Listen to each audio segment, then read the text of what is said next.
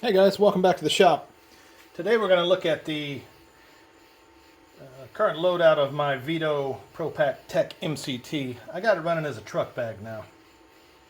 I upgraded a little bit ago and had this fine bag laying around and I wasn't sure what I was going to do with it, so truck bag was in my mind. Just been a while since I got around to it. And let's show you a little loadout of what we got in here for my truck bag anyway. Now, when I say truck bag, I mean just a bag of tools I carry around the truck.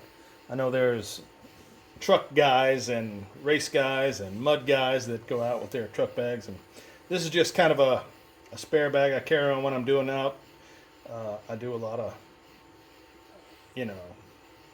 fixer-upper stuff for friends and family. And, they call up and you're out somewhere and, hey, come by and check on something. Sure, I got my bag with me and it gets most things done. It's not all-encompassing, but it's what I got so far. So like I say, it's the Tech MCT bag from Veto Pro Pack. If you saw my recent video or my previous video, I carried this one for 4 years on the job as an industrial maintenance technician, maintenance man, repair guy at a sawmill, a resaw mill. They did a lot of heavy equipment, heavy machinery, saws, planers, grinders, that type of stuff. So this was my everyday carry bag then for work for a good 4.5 years till I upgraded to my newer Veto Pro Pack, open top style. I'll have a link in the description of that video if you want to take a look at it. It was a nice upgrade, really. I mean, this one was good, but it was started to get a little overfilled, and they changed golf carts on us where we carried our tools around and put a big box on the back. So instead of having to try to hike this up over an extra 8 inches of aluminum, I just went with an open top and just worked out of the back like that. So it worked out good.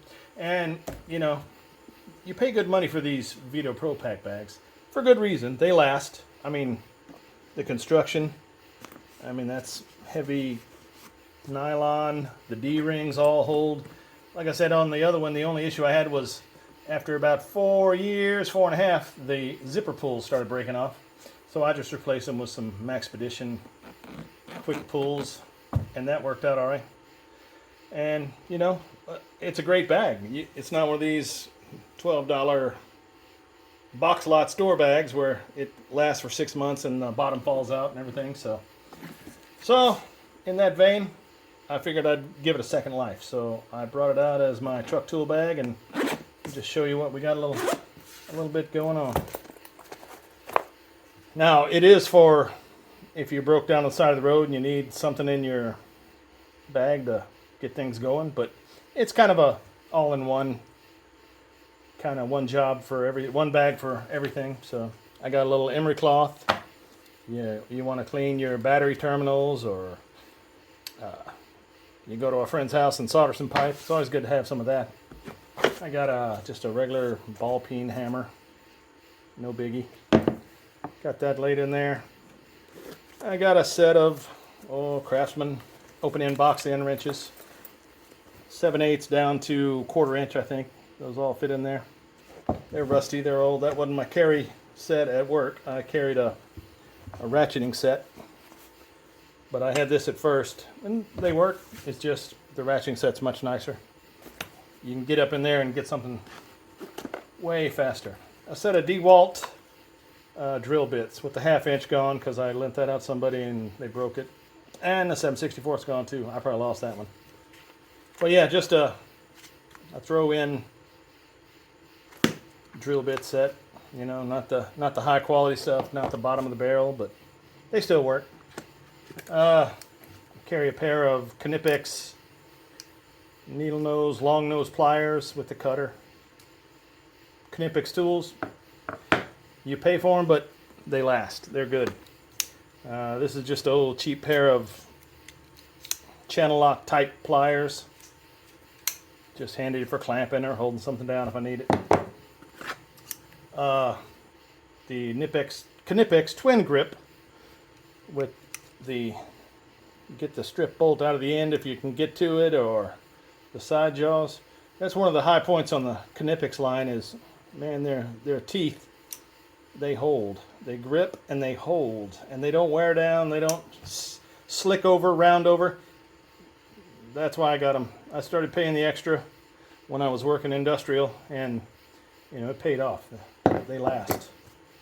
Another throwdown set of needle nose in case I got to get in there and get those messed up.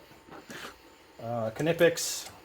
These are the alligator pliers that just have the slip joint, as opposed to the Cobras that have the push button slide joint. Still, one of my favorite tools right there. Like I said, those teeth, they grip and they hold. Pipe work, plumbing work, anything, all around. Grab a hold of a nut and you can pretty much get that off of there. As long as the nut ain't rounded already and too slim to hold. A pair of these Knipex adjustable, I don't even remember what they call these now. I can look those up and I'll put it in the description. But yeah, it's like a crescent wrench, adjustable combination wrench, but better. It's a little more easy to get to stuff. It's got the angled head. You can get in there and you can put some grip on that too. Like I say, I really love Knipex pliers. Anything they got. I've not found one yet that I don't like. Just a dog bone combination, all kinds of cheap sockets. This is a Black & Decker. I mean, a buddy of mine at work gave me that, and it has come in handy in some spots. If you just need to back up on something and you only got the one set of wrenches and you got one of those, you're set. Keep a pair of Klein wire strippers in there. I may switch I got my new Milwaukee's 6-in-1s. I may put those in there and use those. I love these. If I lost them, I'd be mad because they are sure handy. They're not the all-around do-all, but stripping, crimping, you got it right there. Done. On the outside, we got a little Klein adjustable pocket wrench, or pocket screwdriver, excuse me, and got the removable tips. This is the 4-in-1, I believe. Yeah, just a little precision type little stuff getting into. A scraper or putty knife or whatever you want to call it. Just never know when you need something scraped or puttied. A little throwdown 25-foot tape from Zorro. You can see it's eat up pretty good. This is stuff if you lose it out on the road. Other than the Knipex, I'd be upset, but anything else, yeah. A little pair of Channel Lock brand mini channel locks, adjustable wrenches, adjustable pliers. They're always handy for little stuff. On the back side, we got another little hammer, just a little tapper, in case the big one's too big to get in anywhere. I got a pair of these Weehaw diagonal cutters with the power grip, I think. I forget what they call it, but you adjust it. You can go from regular, and then you really need to cut through something, get you a little extra juice on there. Weehaw. Those are pretty nice too. I carried those a couple months on the job, and then I brought them home because I chipped a piece off there. So I kind of jacked those up, but you know, I probably shouldn't have been cutting what I was cutting. A pair of Knipex lineman's pliers, just the high leverage, open up wide. Got good cutters, good grippers on the end there, the tooth pattern, just a good set of pliers. I mean, I love these. I had a pair of the Channel Lock lineman's pliers that I overheated the tip doing something with the torch and kind of threw the temper off, so it started knocking the hardness off the teeth. But so I upgraded those and haven't looked back. Do just the same stuff. Very nice pliers. I got a long chisel that's kind of eat up. That's more for just banging stuff off, and then I got a little shorter chisel with some more cut on it. A couple of screwdrivers. I got a big flat, and 2 Phillips, medium and a large, and then I got 11-1 impact, which I really like. This one, I got this one too before I left work, and it was really, that was a go-to tool. Carried that one with me everywhere. A couple of Proto adjustable wrenches, 8-inch and 10-inch. These are nice. They got the click grip where it won't back off just from rolling. Got a little kind of a toothed operation in there that gives you a little more stability so they don't move as much. And a set of punches and little chisels for, you know, removing pins and knocking stuff loose there. It's Proto brand. This has come in handy on more than one occasion.